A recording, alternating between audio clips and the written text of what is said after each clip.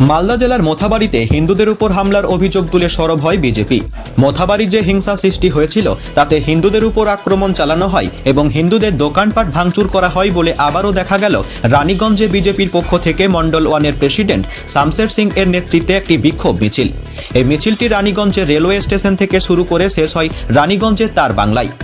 এ বিষয়ে রানীগঞ্জ মন্ডল একের প্রেসিডেন্ট শামশের সিং বলেন, গত দুদিন ধরে যে এরকম ঘটনা হচ্ছে, যেখানে হিন্দুদেরকে আক্রমণ করা হচ্ছে, তাদের বাড়িতে আক্রমণ করা হচ্ছে এবং দোকানেও লুটপাট করা হচ্ছে, আগুন লাগানো হচ্ছে, তারই প্রতিবাদে আজ ভারতীয় জনতা পার্টির পক্ষ থেকে সারা বাংলা জুড়ে প্রতিবাদ চলছে। তাই আমরা রানীগঞ্জ মন্ডল একের পক্ষ থেকে এই প্রতিবাদে সামিল হয়েছি।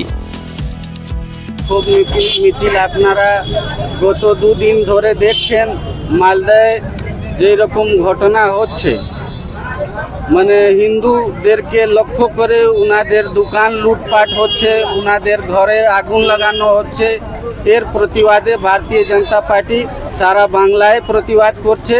সেই রকমই রানীগঞ্জ मंडल 1 আজকে নিজের मंडले এই कार्यक्रम আমরা पालन করেছি।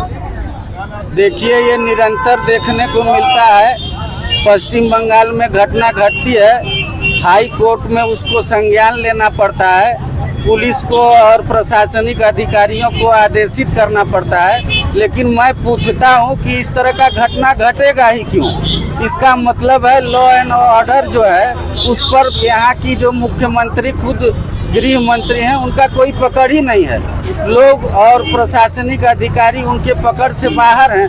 आप देखिए, दूसरे प्रदेशों में इस तरह की घटना नहीं हो रही है। अगर हो रही है तो उसको तुरंत जो है कि दबा देने का काम वहाँ की प्रशासन और सरकार करती है।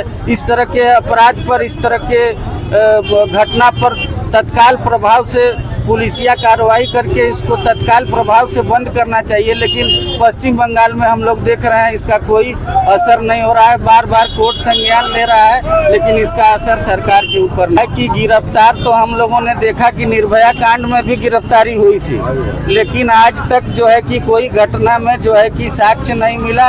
ये सब आई वास है। असल दोषियों को अभी तक जो है कि दोषी कारागार नहीं कराया।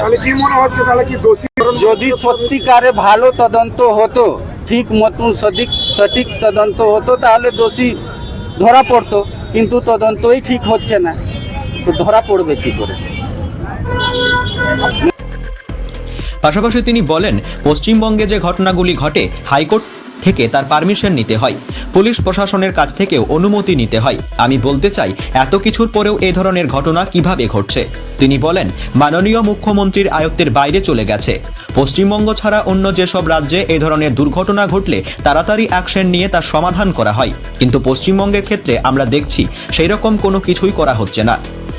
রানীগঞ্জ থেকে সমীর বাদ্যকরের রিপোর্ট, অ্যাক্টিভেস্ট বাংলা।